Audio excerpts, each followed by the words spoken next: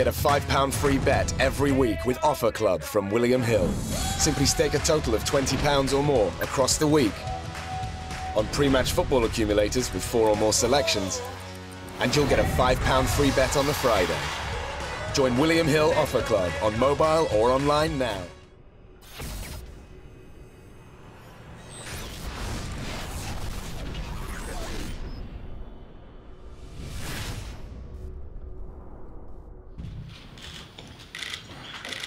Good afternoon everyone, welcome to the Dorchester Hotel here in London, ahead of another super fight for British boxing. March the 4th at the O2 Arena, live and exclusive on Sky Sports box office.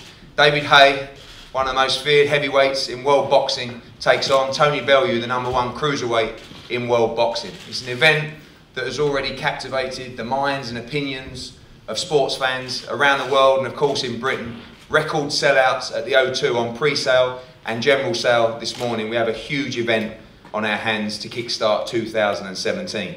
Of course, we're going to hear from everybody at the table. And firstly, we're going to hear from the head of Sky Sports, Adam Smith. Obviously, we're delighted this event, live and exclusive on Sky Sports box office, a fight that every broadcaster would love to get their hands on. And I'm delighted that the power and weight of Sky Sports are behind this event, and Adam Smith to say a few words.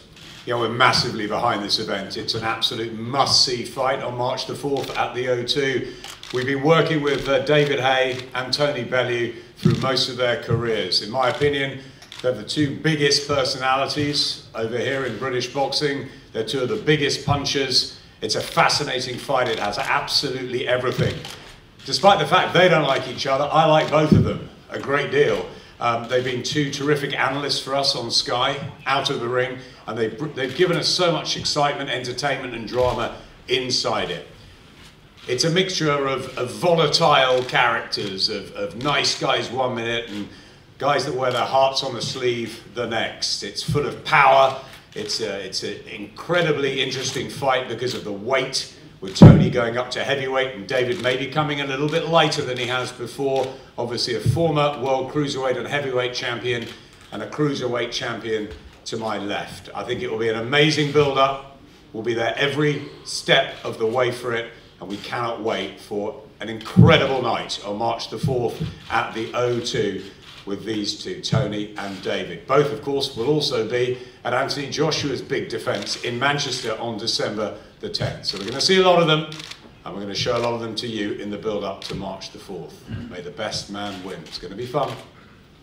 Thank you, Adam. Before we hear from the individual teams, I'd like to pass over to Adam Morley of Team Haymaker, who was an integral part of making these egos gel into a deal, which was always difficult, but always important. And I'll pass over to Adam Morley to say a few words. Thanks, Eddie. This is obviously going to be a massive fight. I think from David's perspective, he wants big fights now. He had his first 2 fights. Those fights finished quickly. And some people might have said, oh, you know, they weren't great opponents. David's going to show now what he's got. He's got a big fight now. For the rest of 2017, David's looking at world title shots. He's the WBO mandatory for 2 or 3 months. The last 2 or 3 months, whilst we were talking to Tony, we were also looking at the WBA situation. That's proved very difficult, and I know David wants to put a few things to bed about Lucas Brown and Shannon Briggs and what really went on there. You know, David wants world titles. He will get them this year, and he'll move on towards, hopefully, unifying the belts towards the end of 2017. Thank you, Adam. An interesting part of this mix, a former member of the Team Haymaker training team, and of course now an esteemed trainer in his own right with a number of British world champions. Of course, Jamie McDonnell just successfully defended his WBA bantamweight crown. His brother Gavin about to challenge for the WBC super bantamweight crown. The heavyweight David Price, of course, and also his principal charge, Tony Bellew, a man that's going to be integral in the tactics of this fight. I'm going to pass over to head trainer Dave Caldwell. Yeah, I'm looking forward to what's going to be an interesting build-up and an interesting night on March the 4th. I think it goes without saying that these two men both possess power, despite what some people might believe. Both of them possess power to knock each other out.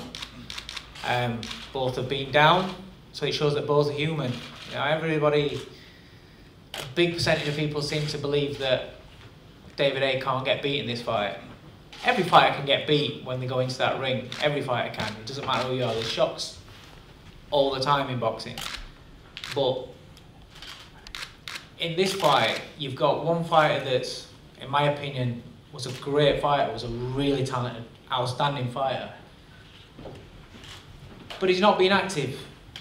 He's not being active, and for me, you've got to really think about the last time he had a real fight, a real challenge in front of him, and it looked good in that real challenge. It's a long time, you know. It's through injuries, through everything else. You know, it's nothing that is planned or anything like that. It's just how life's panned out. And in that time, there's been a man who everybody wrote off before, and everybody said, oh, he's never going to achieve anything. He's not going to be a world champion. He fought for a European title, he's going to get beat. He won that. He fought for a world title. Before that, everyone was saying he's going to get beat, he's going to get hammered in front of all his fans. He dealt with an immense amount of pressure in fights like the Cleverly fight. There's a lot of personal issues in that one. The pressure of Goodison to become a world champion. And then, obviously, the BJ Flores fight. David himself thought that Tony had no chance in that fight. Went on record and said, yeah, there's no possible way of him winning that fight. Explained how he'd sparred countless rounds with BJ and never put a dent in him. Well, he got dented on fight night. Bellew possesses power. He's got speed, and he's got plenty of bottle and plenty of heart. And if this fight comes down to a dog fight, there's only one man that's proven himself that can have a dog fight and that will have it right now, and that's Bellew. How important do you think your previous knowledge of working with Haye is in this fight, and does that give you an edge in the preparation? No, I can't believe he's a totally different man now. He's got a new training team. You know, Shane will do things differently. Shane's a good trainer. He'll probably modify, change little things that he feels are different. Davey's older now, obviously. He's had injuries now, so they've got to adapt the training to how he is now. You know, what is he now? 36 years old. He's not the same man as he was when he was flying high. So things are going to be a little bit different now. So I expect him to be a different fighter. The two fights that we've had so far, you can't really look into that because he just looked like an older, slower version. So we're not preparing for that version. You know, I think that I don't think it's going to be as big. I don't think it's going to be as heavy. I think he'll come down to what he's comfortable at, but I think he'll come down significantly. I think he'll model himself more or less on the David Haye that fought Macronelli. The sharp, fast, lighter, leaner looking David Haye, rather than the one that's, you know, he's had for his two fights. What I saw of David when I worked with Haymakers a long time ago, obviously you see things and you pick up things, and obviously you do that, but I'm not banking on him being the same fighter, the same man as what he was back then. You know, so there are bits, but it's an entirely different fight. Your opposite number, Shane, been involved in some big fights recently. This time, the big heavyweight fight, and very confident about your charge going into this fight. Yeah, I'm very confident about obviously David and where he is right now. We've obviously haven't shown a lot this year. We've come back, done a lot of work behind closed doors, done some new things, implemented some new stuff. But I just don't believe this fight's going to be, you know, it's not going to be about courage or heart or determination.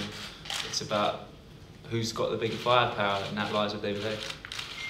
Obviously, there's plenty of talk about WBO shots, WBA shots. How seriously do you take the threat of Tony Bellew in this fight, and how threatening could he be to derail those plans?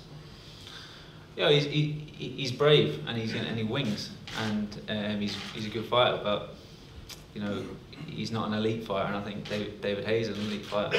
He's been inactive, yes, but that quality is with him, and you know, once we get rid of Tony Bellew, we can move on, start taking out more of your charges.